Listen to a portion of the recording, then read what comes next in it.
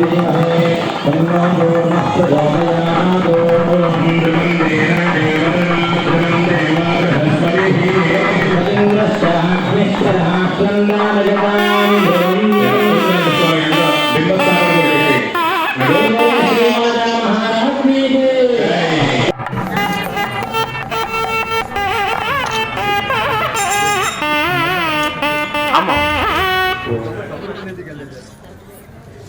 శివానంద శ్రీ ఆంజనేయ పరపరపడిన ఆకాశీని ఆడన రావణ జగ్గేపేట వాస్తవ్యులు పెద్దలు పిన్నలు అమ్మ స్వరూపులైన అందరికీ, అట్లానే మన ఆత్మీయ బంధువులు శ్రీ తాతగారు, అట్లనే ఎంతో కాలంగా ఈ గుడి నిర్వహణ చేస్తూ దీన్ని చక్కగా నిర్వహిస్తున్న పెద్దలు కమిటీ వారందరికీ మీకు కమిటీ అంటే భక్తులే, కమిటీ అందరూ కమిటీ. రెండు మాటలు చెప్తాను నేను. ఈ అమ్మవారు రేణుకా అమ్మవారు అంటే జమదగ్ని మహర్షుల వారి భార్య. అట్లానే పరశురాముడు వారి గురించి తెలుసు మీ అందరికీ, వారి తల్లిగా. తర్వాత ఈవిడ నారాయణ స్వరూపం అని చెబుతారు పెద్దలు. శ్రీ మహావిష్ణువే 6వ వంశ ఈ తల్లి అంటారు. రెండవది పార్వతి అమ్మవారు. ఈ రేణుకా అమ్మవారి విశేషం ఏంటంటే ముఖ్యంగా మనం గుర్తుపెట్టుకోవాల్సింది, పెళ్ళైన వాళ్ళు నూతన దంపతులు ప్రథమంగా వచ్చి అమ్మ దర్శనం చేసుకోవటం వల్ల చక్కటి సంతానం, ఆ తర్వాత ఎట్లాంటి చీపు చింతలు లేకుండా సంసార జీవితం కలుగుతుంది. అది విశేషం. ఇంట్లో ఏమైనా గొడవలు ఉన్నాయనుకోండి, ఆ దంపతులు వచ్చి దండం పెట్టుకుంటే వారి సంసారంలో అన్ని దోషాలు ఉంటాయి. మంచి పిల్లలు కలుగుతారు, పరశురాముడు లాంటి పిల్లలు కలుగుతారు. పిల్లలు ఎట్లాంటి వాళ్ళు అవుతారు అంటే ఇవాళ మీ అందరికీ తెలుసు, అనాథాశ్రమాలు ఎక్కువైపోయినాయి, వృద్ధాశ్రమాలు ఎక్కువైపోయినాయి. ఇప్పుడు వెళ్ళే ఆశ్రమం అయితే బాగుంటుంది, పిల్లలు వాళ్ళ తల్లిదండ్రులను చూసుకుంటే బాగుంటుంది. శ్రీ పరశురాముల వారు వాళ్ళ తల్లిదండ్రులు ఇద్దరిని కావిళ్ళు మోసుకుంటూ దత్తాత్రేయ దర్శనం చేసుకుంటారు. ఆయన ఇంకా వారి లేనలు చూపెడుతుంటారు, మాయ చేస్తుంటారు. పరశురాముల వారు చెబుతారు, మా అమ్మగారు రేణుకామ్మ వచ్చింది అనగానే వెంటనే ఉపసంహరించుకొని అమ్మ వచ్చిందా అని దత్తాత్రేయులు వారు అంటారు. దత్తాత్రేయులు జగద్గురు అంటారు. వారికి కూడా అమ్మ పూజనీయురాల మహాతల్లి రేణుకామ్మ, ఆ తల్లి అంశే మన జగ్గేపేటలో ఇంత చక్కగా వెలిసి ఉన్నది. కాబట్టి మనందరికీ ముఖ్యంగా ఏమిటి అంటే, కుటుంబ వ్యవస్థ బాగుంది అంటే ఈ దేశం బాగుంది, అందరి జీవితాలు బాగుంటాయి. మంచి పిల్లలు, ఆరోగ్యవంతులు, శాస్త్రం కలిగిన వాళ్ళు. క్షత్రియ వంశం అందరూ శాస్త్రమే. శాస్త్రం అంటే ఏంటంటే చెడును వదిలిపెట్టే ధైర్యం ఉండాలి, మంచిని స్వీకరించే ధైర్యం కూడా ఉండాలి. అది శాస్త్రం అంటే. అది అమ్మని ప్రార్థన చేస్తే మంచి చెడు, అట్లానే వ్యాపారాలు చేసుకుంటాం, చిన్న చిన్నది సంబంధాలు పెట్టుకుంటాం, ఏది మంచిదో ఏది చెడో తెలియదు. ఇవన్నీ ఎవరు చెప్పాలి మనకి? అమ్మని తలుచుకోవటం వల్ల మనకు అది జరుగుతుంది. పెళ్ళైన వాడు తప్పనిసరిగా వచ్చి దర్శనం చేసుకోండి. అందరూ ఇది ఒక్కడికి సంబంధించింది కాదు, ఎవరికి బాగున్నారో వాళ్ళందరూ రావాల్సిందే. ఎక్కడికో వెళ్ళకపోయినా పర్లేదు, ఇక్కడ వస్తే చాలు.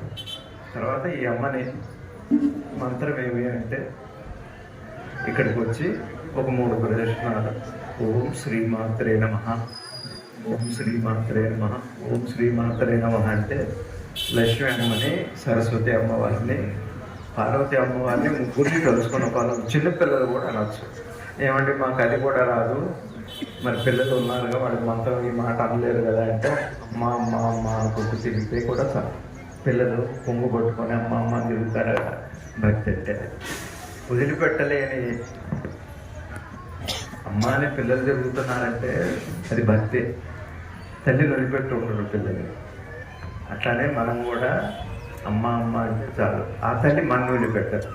మామూలుగా మన దైనందిక జీవితంలోనేమో పిల్లలు తల్లిని వదిలిపెట్టారు. పెద్దయి మనం ప్రేమగా అమ్మని అనుకుంటే ఆ తల్లి మనం వదిలిపెట్టారు.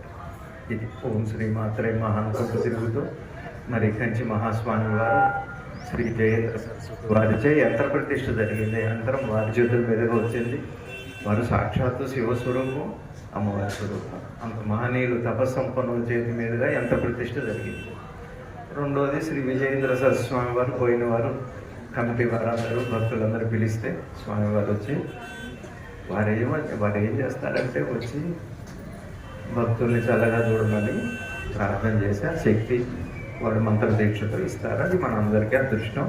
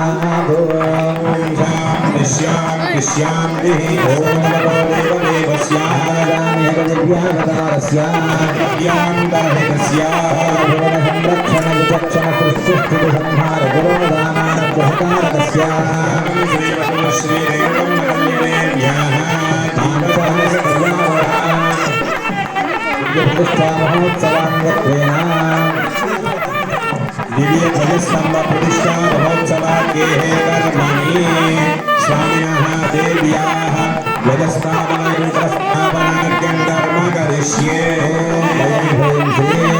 प्रेतकर्माय नमः स्फोटकानां विनाशयाय विराहं समय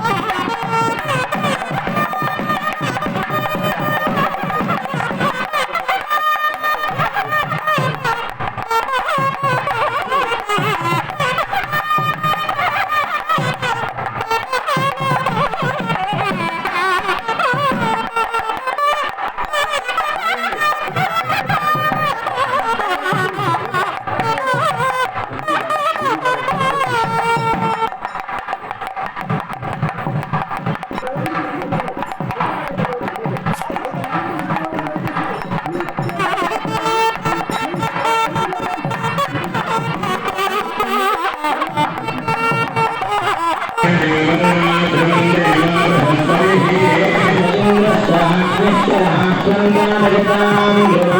you.